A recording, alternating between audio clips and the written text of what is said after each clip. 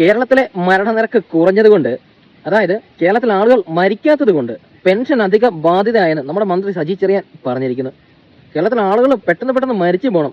അപ്പോൾ അതുകൊണ്ടായിരിക്കും പണ്ടൊരു പ്രളയം ആണെന്നും പറഞ്ഞുകൊണ്ട് ഡാമെല്ലാം തുറന്നു വിട്ട് ആളുകളെ കൊന്നതല്ലേ.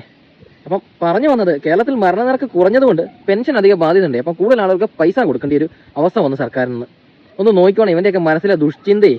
എൻ്റെ പൊന്ന് സജി ചെറിയാനെ, കേരളത്തിലെ ഒരു പാവപ്പെട്ട ഒരു സാധാരണക്കാരനെ സംബന്ധിച്ചിടത്തോളം അവന് ഏറി വന്ന ഒരു 2000 രൂപ വരെയുള്ള പെൻഷനേ ആവത്തുള്ളൂ. അതേസമയം തന്നെപ്പോലുള്ളവന്മാർ ഉടലോടെ അങ്ങ് മേളിലേക്ക് പോവുകയാണെങ്കിൽ ഒത്തിരി രൂപ ലാഭം വരും. ഇപ്പം തനിക്ക് പെൻഷൻ നൽകണം, തൻ്റെ സ്റ്റാഫിന് പെൻഷൻ നൽകണം, എന്തെല്ലാം ബുദ്ധിമുട്ടാണെന്നറിയോ? പിണറായി വിജയൻ്റെ കഴിഞ്ഞ തവണത്തെ ഭരണത്തിൽ ഒരു പ്രളയം എന്നും പറഞ്ഞൊരു സാധനം, മനുഷ്യനിർമ്മിത പ്രളയം, സർക്കാർ നിർമ്മിത പ്രളയം കൊണ്ടുവന്നിട്ട് മരണനിരക്ക് ഇല്ലാഞ്ഞതിനാൽ നിങ്ങൾ മരണനിരക്ക് കൂട്ടിയതല്ലേ. ഇമാരി പോക്കർത്തരങ്ങളാണ് അപ്പം നിങ്ങളുടെയൊക്കെ കയ്യിലിരിക്കുന്നതല്ലേ. എൻ്റെ പൊന്ന് സജി, തന്നെപ്പോലുള്ള മന്ത്രിമാർ ഭരിക്കുന്ന ഈ നാട്ടിൽ ജനങ്ങൾക്ക് യാതൊരു സുരക്ഷയില്ലല്ലോ.